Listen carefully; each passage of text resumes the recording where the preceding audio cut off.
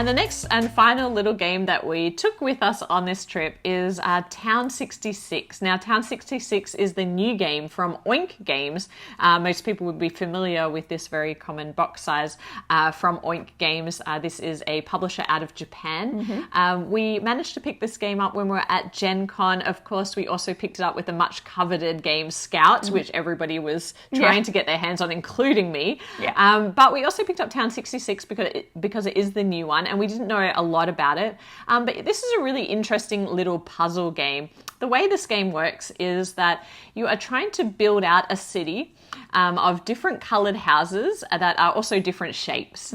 And so at the beginning of the game, we take one of the tiles, one of the houses, and we place it down in a central shared area, and it's going to be the start of a 6x6 grid.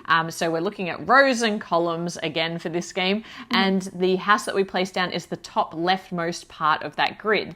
Now, players are going to be playing houses from their hand down into this grid in orthogonally adjacent ways. So you can only place a house down next to a previously placed house, but the trick is that each row and column can only have one of every shape and one of every color.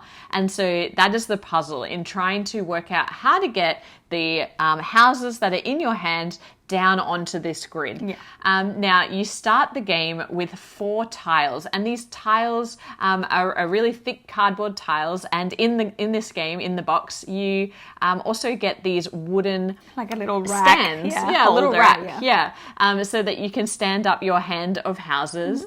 And what's interesting is, of course, you can see what shape and color the houses are, but your opponents can see what color you have. And so the backs of the tiles reveal the color of what you have in your hand, which means, they could kind of hate place, hate place, to try and get the first color in that row or column before you can.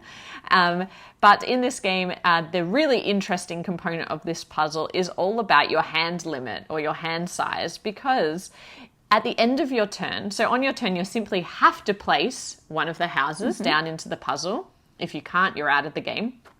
But if you can, you get the opportunity at the end of your turn to drop down one in your hand size limit. So you start with a limit of 4, and every time you play a tile, you're going to be drawing a new one out of the bag.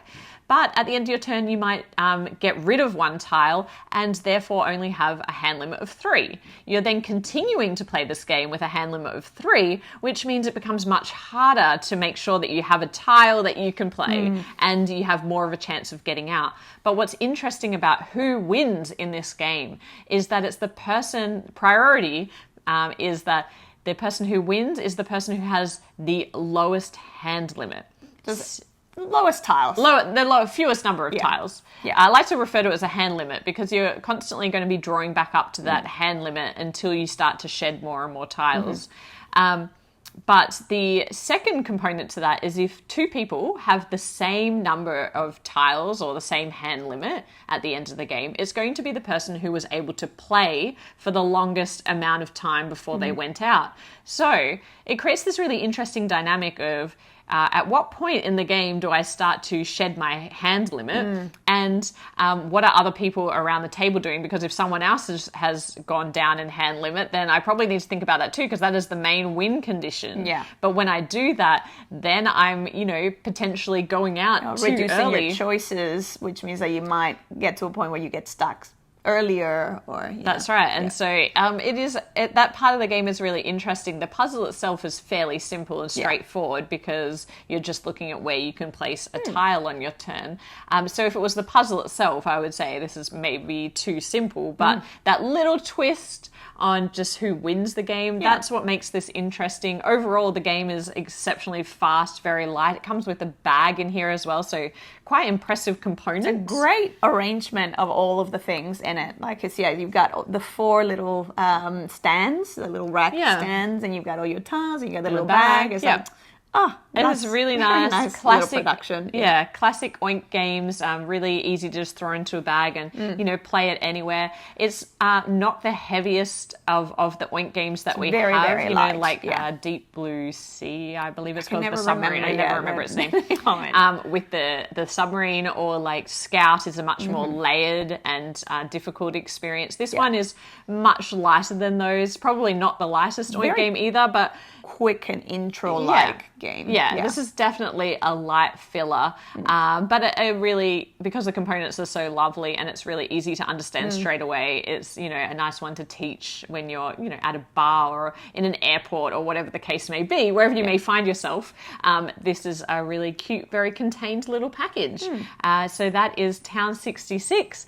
And thank you for bearing with us with this unusual, unexpected episode of Small Talk. We're really happy that we managed to throw in our camera so that we could record something for you, but it has been a really challenging time. So we really appreciate all of your support. Thank you for all of the love and kind words. And we will be, by the time you see this, it will be Monday, I think, if we can get around to the editing, wherever you are.